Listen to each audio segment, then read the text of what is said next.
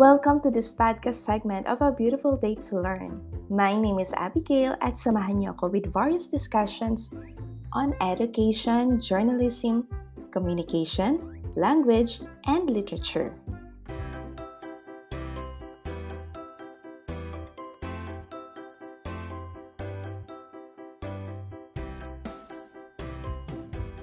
Today, we will have a discussion on the brief history of campus journalism in the Philippines.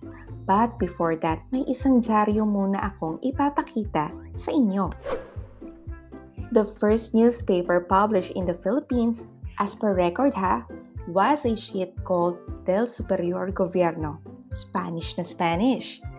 The first issue came out on August 8, 1811. At sino nga kaya yung editor? It was the Governor General or yung tinatawag nating Gobernador General. And during that era, ang pinaka-GG o Gobernador General ay si Manuel Gonzales de Aguilar. Well, there was no regular publication date at nag-a-appear lamang siya kapag may mga balita mula sa Europa.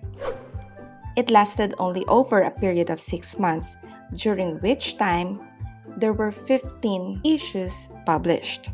The last issue appeared on February 7, 1812, still under pa rin ni G.G. Manuel Gonzales de Aguilar. So the history of campus journalism really started in the collegiate level. It began with UST or the University of Santo Tomas. Pinublish ng UST yung El Liliputiense. Galing siya sa word na Liliputya na ang ibig sabihin ay tiny or small person. So maybe during that time, they were thinking of tiny people with big voices. That was in 1890. 2 years after, sumunod na po yung remaining 3. First is the Torch of the Philippine Normal University, then the Gidon of Ateneo de Manila, and still from UST, the Varsitarian. Ano nga kaya yung Gidon? Ba't kaya yun ang name for ADMU? Yung Gidon, it means a small flag, and yung flag na yan ay makikita nyo sa mismong nameplate ng dyaryo ng Ateneo. The school paper is really part of a student's life. Kaso minsan nalilimutan nila as to how many student writers are existing, how much cooperation and technical skills were required before a particular student received the latest news, comments, feature stories, literary articles. Mas madalas kasi nakikita lang ng students ay andun ba sila sa dyaryo? Andun kaya yung class nila or yung section nila? Nakipag-compete nga ba sila sa iba at sila'y nanalo? Or kung sila ba ang na-feature? At aling picture naman kaya nila ang inilagay? High school student publications are almost as old as the Philippine public school system itself. A highly centralized public school system was installed in 1901 by the Philippine Commission by the virtue of Act Number 74. The implementation of this act created a heavy shortage of teachers. That's why you can see on top 2 pictures. And these are the Thomasites. Bakit nagkaroon ng Thomasites? Kasi nga nagkaroon ng shortage ng teachers sa Pilipinas, kaya yung Philippine Commission, inauthorize nila yung Secretary of Public Instruction na magdala ng 600 teachers from the United States of America papunta sa Pilipinas. For instance, the first Manila High School, which we now call as the Araulio High School, it was actually under the editorship of Carlos P. Romulo. Nag-start silang mag-put out ng mimeograph student paper na ang tawag is The Coconut. So yung school year niyan was 1911 up to 1912. Yung mimeograph, yan yung machine na ginamit nila. It is a low-cost duplicating machine that works by forcing ink through a stencil on paper. So merong ink, merong stencil, merong paper. So pag na-press yung ink dun sa stencil, mapupunta siya dun sa paper. Pero sino nga ba si Carlos P. Romulo?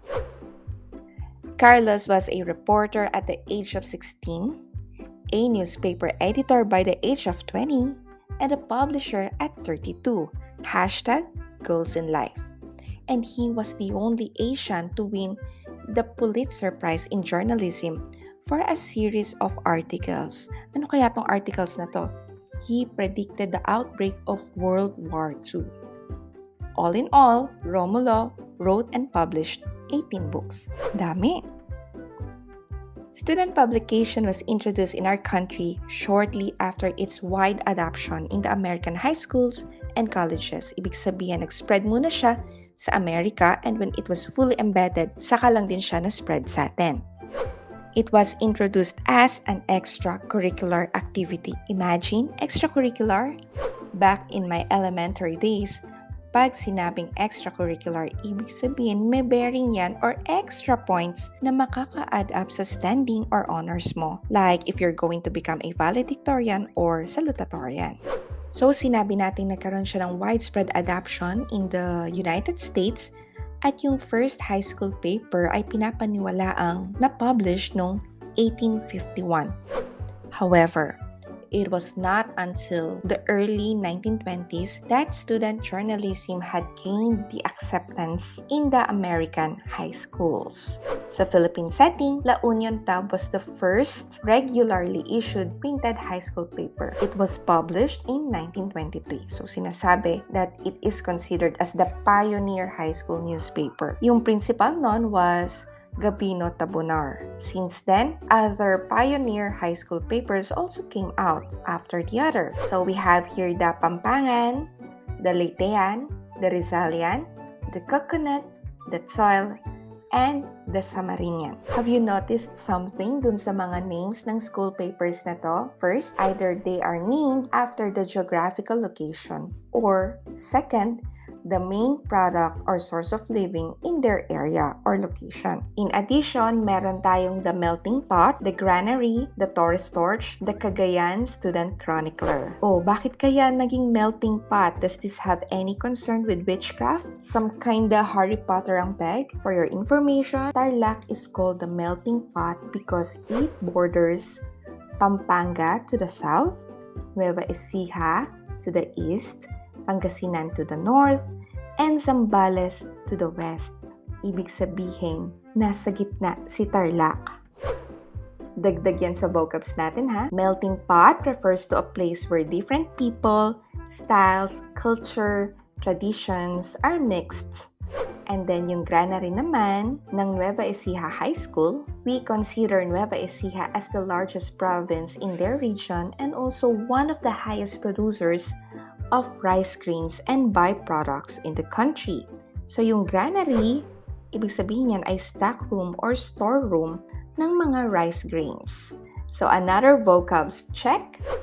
By 1931, there were 106 high schools in our country. Since then, kahit walang regulatory memorandum or circular urging high schools to publish a school paper, organized high schools followed suit. Nagsulputan. Out of those 106 high schools, 30 yung merong school papers na registered dun sa ating Bureau of Public Schools. By 1950, the student papers increased to 169. By 1954, naging 253. Noong 1975, naging 500. Noong 1986, more than 900 English and Filipino secondary school papers were being published. Parami ng parami, ibig sabihin, expected na parami rin ng parami ang ating student writers or journalists. The first significant regulation governing the putting up of high school papers na nagbigay ng different requirements ay yung Circular Letter Number 34 Series of 1929. It was actually based on a service manual and was issued by the Bureau of Education, signed by Director Luther B. Bewley. Again, Bewley. Yung Bureau of Education, ngayon tawag dyan ay DepEd. Siyempre, may mga requirements. Pilipinas pa ba? Among these requirements were, dapat capable ang teachers to be available to supervise all the steps of the paper's production from the conceptualization up to the circulation. Finances must be sufficient to avoid seeking subscriptions and to prevent financial embarrassment to the faculty. Mahirap kasi kapag si advisor ang sumasagot ng pag-publish. Dapat merong enough funds yung school para masuportahan yung pag-publish ng mga school papers. And lastly, last requirement, there must also be a printer or printing press available to produce a credible paper. And take note, based on that circular, Ekis or big no-no ang poor printing and faulty English. By October 22, 1945, the acting executive officer John H. McBride Jr. from the Department of Instruction and Information sent a letter to all division superintendents, quoting provisions from the service manual stating school papers should consist mainly of articles related to school activities, that they should be free from advertisements, from questionable jokes and cartoons, and from worthless poetry and prose. When it comes to the birth of Manila City newspapers, this would be the chronology at nabanggit na natin ang ilan a while ago. 1911 to 1912, The Coconut. 1930, Torres Torch. 1940, Mapazet. 1940, The Chronicler. Then, nagkaroon ng war. This was the World War II. It was expected na everything would be shut off, everything would stop. But the rest of the campus newspapers were born after the World War II. The list of Manila high school publications with their Filipino paper counterparts can be seen in the succeeding slides. Ito yung tinatawag nilang 1967 list, although samples lang yung ipapakita ko here. So yung The Coconut ay na-rename into The Wall at yung Filipino version niya is Ang Moog. The Torres Torch, Filipino version, Ang Sulo. The Mapazet, Ang Gabay. The Chronicler, Ang Tambuli. The Power, Ang Lakas. The Gazette, Ang Tinig. The Wheel, syempre, Ang Gulong. In 1952, formal classroom instruction began. Ibig sabihin, naging part siya ng curriculum. And it was Mrs. Sarah, hindi Godicelli, but Sarah England, an American teacher of Mapa High School who experimented with the teaching of journalism. Since yung experiment niya was proven successful, syempre hindi papatalo ang other schools. The other 4 existing high schools in the city followed suit in formalizing classroom instruction of journalism. So yan po yung Araulio, Torres, Arellano, Abad Santos High School. Ika nga, #competitive yarn. These schools formally offer journalism as a vocational subject, holding classes on a daily double period throughout the school year. So daily na siya, double period pa. Pag sinabing double period, 2 beses yung schedule niya sa loob ng isang araw. Since then, journalism has been under the supervision of English supervisors, but the grades are considered vocational subjects. Now you know kung bakit nasa curriculum ng BSED English ang campus journalism.